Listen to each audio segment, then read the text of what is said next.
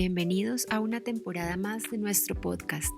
Somos Bárbara y Ana Paulina, dos amigas que por muchos años hemos compartido la educación en casa y la crianza de nuestros hijos.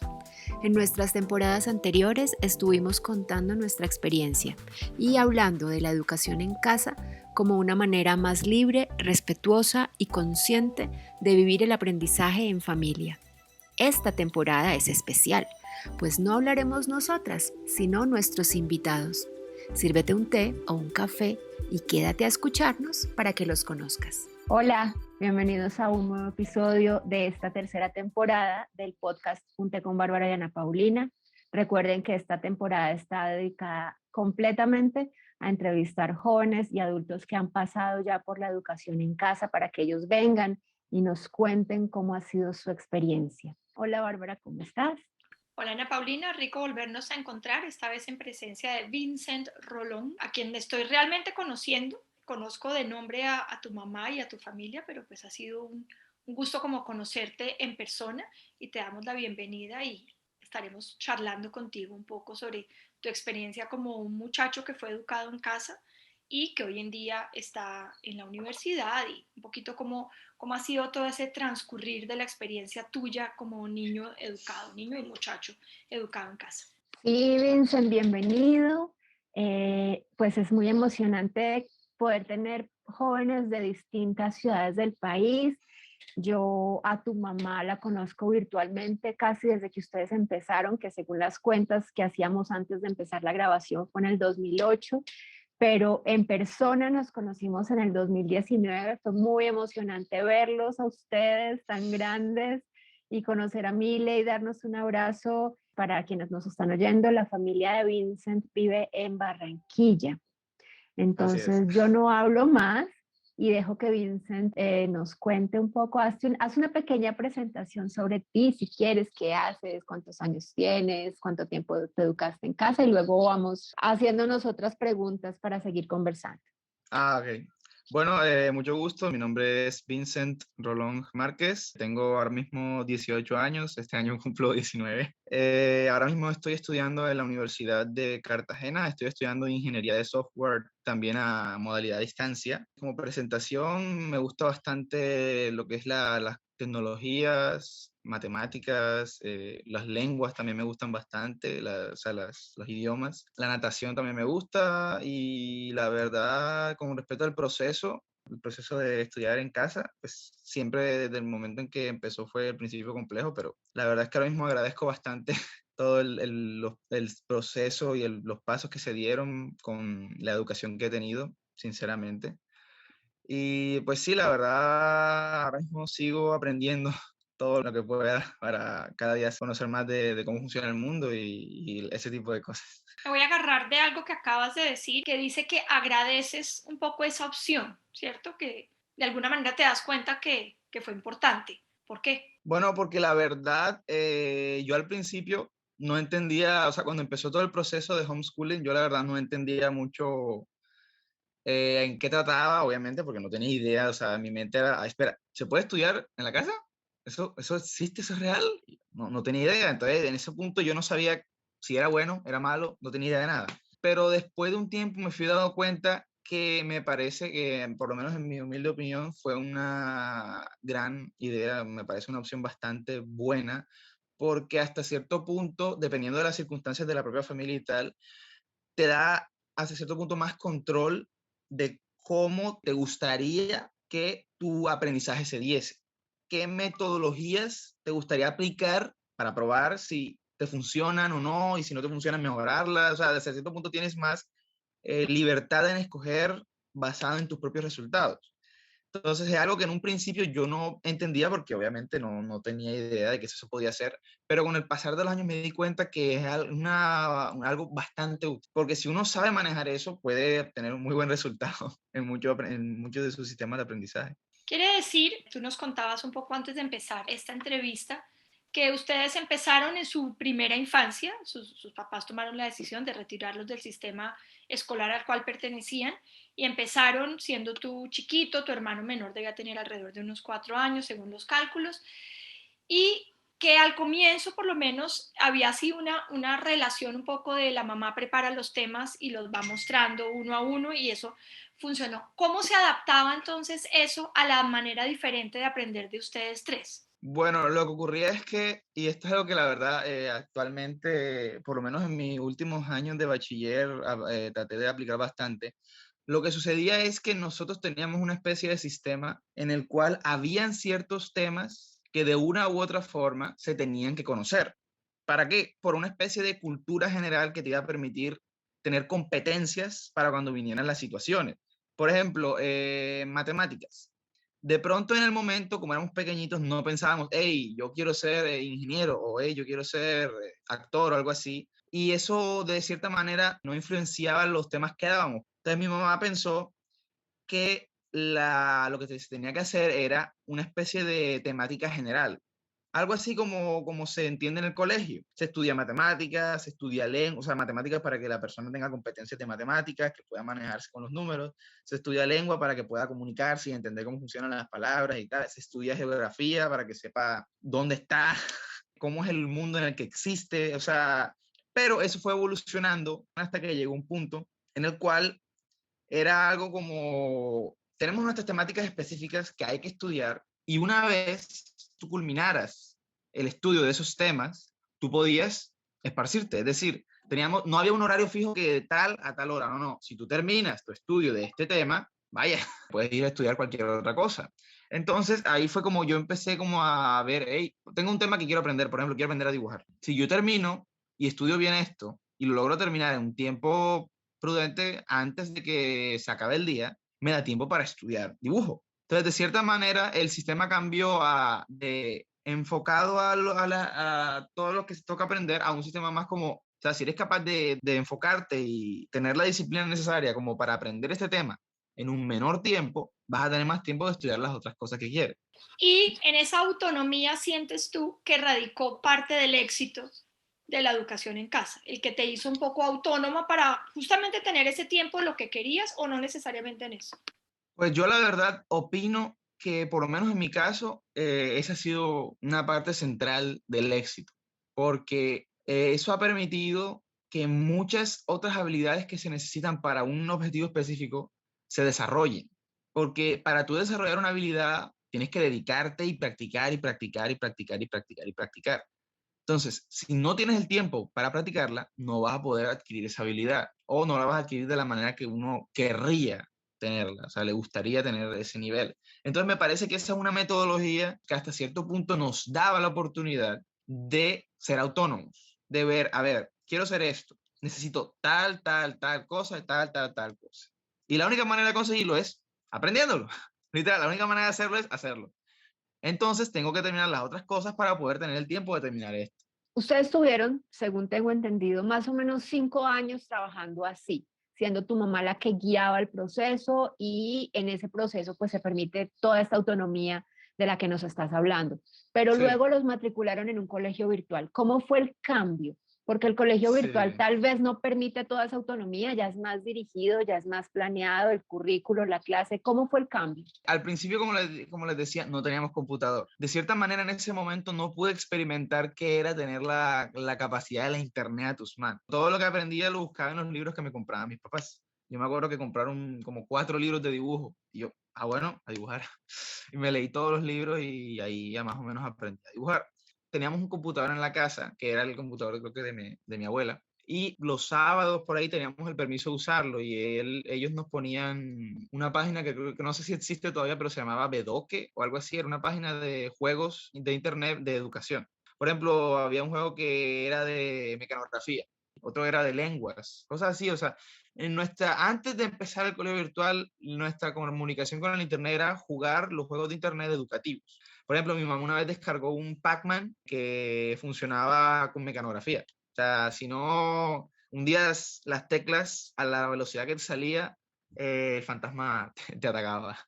Entonces, sí, la verdad, antes de eso yo pensaba que un colegio virtual era eso. Pero después cuando entramos, yo le pregunté, madre, ¿pero por qué y tal? Ella nos explicó que fue por pues, todo el proceso que había que hacer de poder adaptarse al sistema, de estar ya con conocimientos medibles, certificados, para no tener problemas como por ejemplo cuando quisiéramos ir a la universidad, ese tipo de cosas, porque ya habíamos tenido algunos procesos con no estar certificados, entonces ahí mi mamá empezó a investigar acerca de los colegios virtuales, que yo sepa, el que utilizamos, que en su momento se llamaba Instituto Paulo Freire, pero ahora le cambiaron el nombre, se llama Scolmi, fue uno de los primeritos. ¿Y cómo fue el cambio? Pues la verdad no fue tan brusco como pensé. Me parece que es porque era bastante intuitivo. Mi papá consiguieron unos computadores portátiles y empezamos a ver. Las páginas eran sencillas. Foro, preséntate. Yo me presentaba y tal. Foro, hay un libro tal, en tal parte, léase eso y me lo leo. Y sabía, ¿qué es lo que opinas? Y yo, bueno, voy a poner qué es lo que opinas. Pero sí fue como un cambio de, qué raro, ahora, ¿qué hago con esto? Y algo importante es una metodología que ahí se usa, que es que tú tienes bastante libertad. Las actividades que ahí se ubican no te obligan a que tengas que hacerlas a tal día, se cierran a tal hora y tal día, sino que, por ejemplo, primera semana, y tú tienes tus 5 tareas.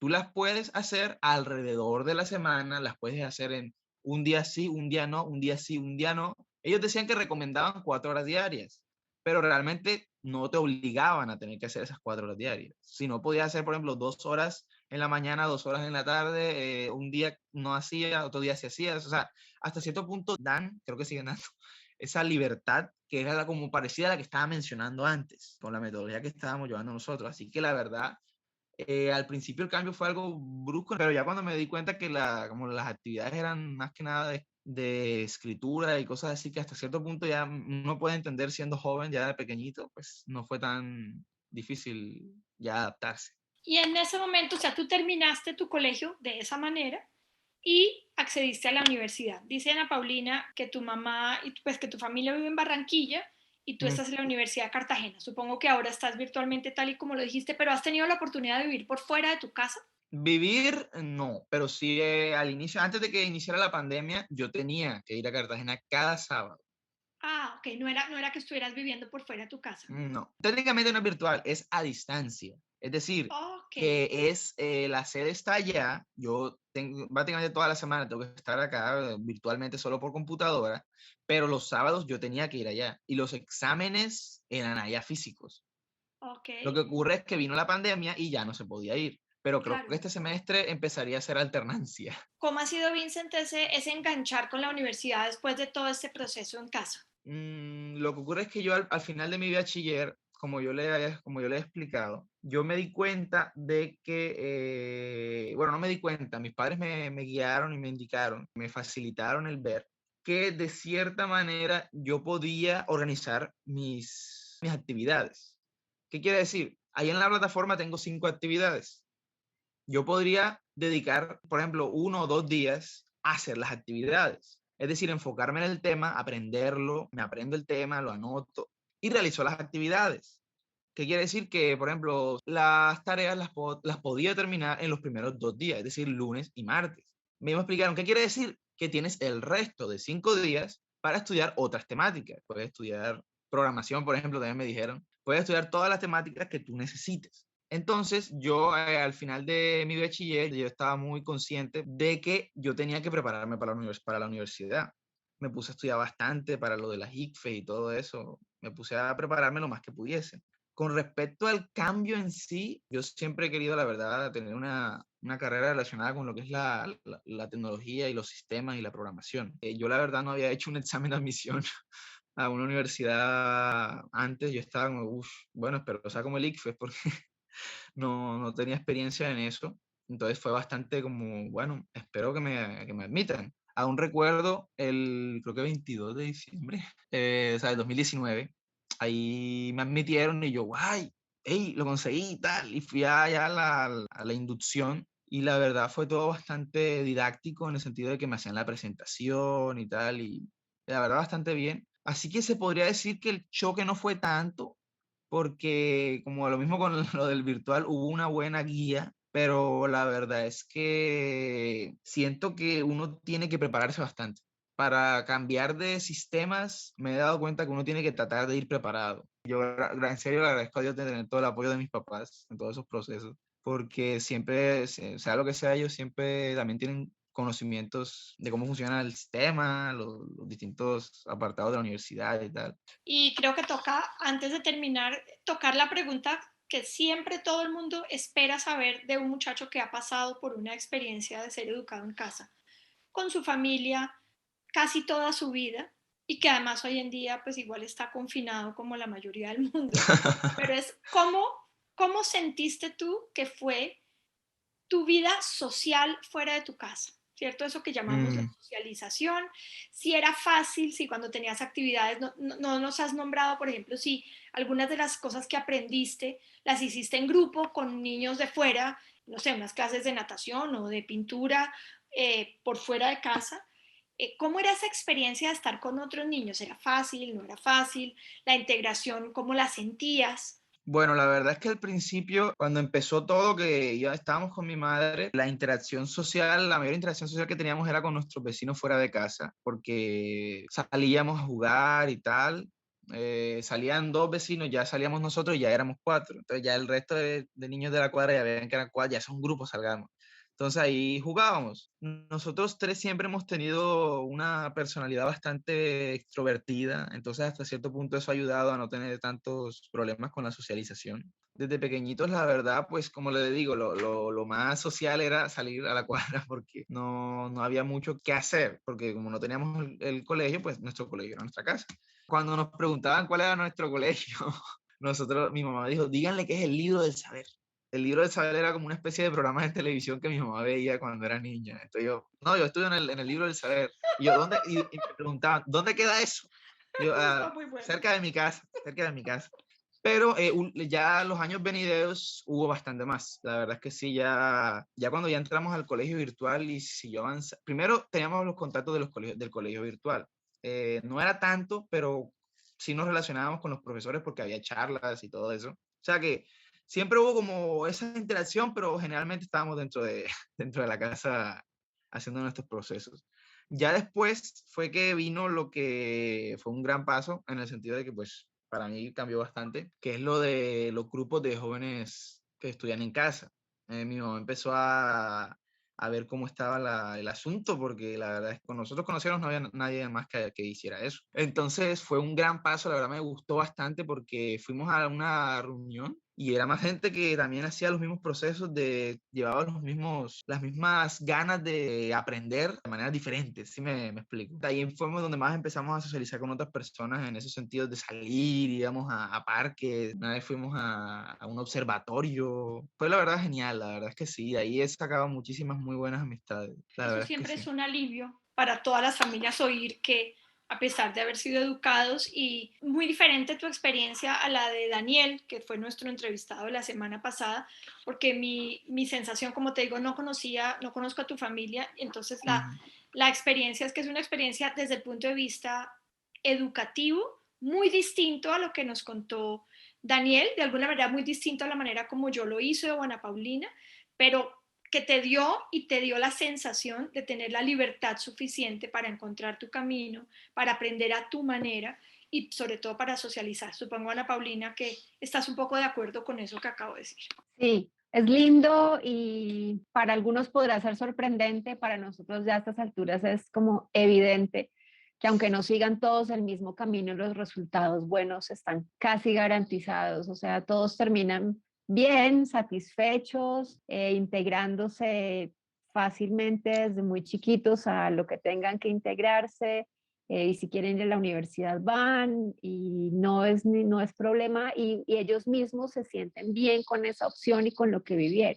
Yo quisiera preguntarte, Vincent, para mí ustedes fueron la primera familia que yo conocí que fue denunciada frente a bienestar familiar, no sé por quién, asumo que por algún vecino, que casi siempre es lo que pasa, esas denuncias que ven unos niños que no van al colegio y creen que se les está vulnerando el derecho a la educación. ¿Tú tienes algún recuerdo de eso? O sea, sé que esa fue la razón por la que entraron a colegio virtual, pero ¿tienes algún recuerdo de esa situación? Sí, la verdad sí recuerdo bastante esa situación. Hasta cierto punto, mi mente en esa época era como, yo estaba, bueno, estamos haciendo aquí normal, estoy estudiando y tal. Y cuando viene y mi mamá me comenta la situación tal de que hay que ir al bienestar familiar y todo eso, yo quedé como que, ajá, pero ¿por qué? Nuestra mente pues de niños no sabe realmente cómo es la situación, entonces nosotros ya pensábamos que había algo grave, algo así, uy, no, ¿qué va a hacer de nosotros y tal? Lo que yo más recuerdo fue que una vez fuimos a una oficina del bienestar familiar y una señora nos hizo una entrevista. Tuvimos que llevar las libretas de nosotros, las libretas para mostrar que cómo iba el proceso de educación. Mira, esto es lo que estamos haciendo, estamos estudiando español, estamos estudiando matemáticas aquí y tal. Además de eso, tuvimos también, yo por lo menos llevé unos dibujos, porque yo, como les comentaba, yo dibujo y dibujaba también en esa época, entonces le mostraba los dibujos para que viera pues, las habilidades que se iban adquiriendo. Con respecto a la experiencia, pues me pareció que en general, en mi mente era como, bueno, me imagino que puedo entender por qué se preocupan por pues, la situación de que pues es raro, porque no he visto nada, en esa época no había visto a nadie más haciendo eso, pero también como despreocúpense, por favor, que pues estamos tratando de hacer lo que podemos para pues aprender a esta manera que pues mi mamá y mi papá consideran que es buena. Recuerdo que mi hermano mayor le preguntó, señora, ¿por qué piensa que lo que hacemos es malo? Y la señora como riéndose así, no pienso que es malo, no pensamos que es malo, simplemente es algo extraño, es algo que no es muy común, que es que estudien en casa. Y yo ahí me di cuenta que ahí sí, cierto, no es muy común. Pero ya después de eso, después de la entrevista, que yo recuerde, no hubo más como entrevista ni nada de eso, pero sí estuvo la situación de que ya después de ese momento mi mamá y mi papá empezaron a hacer el proceso para empezar el estudio virtual, para obtener los distintos certificados de estudio de primero, segundo, tercero. De hecho, yo recuerdo que yo hice primero en colegio normal, en colegio físico. No pude terminar el segundo que yo recuerde y empezamos a hacer el estudio de homeschooling.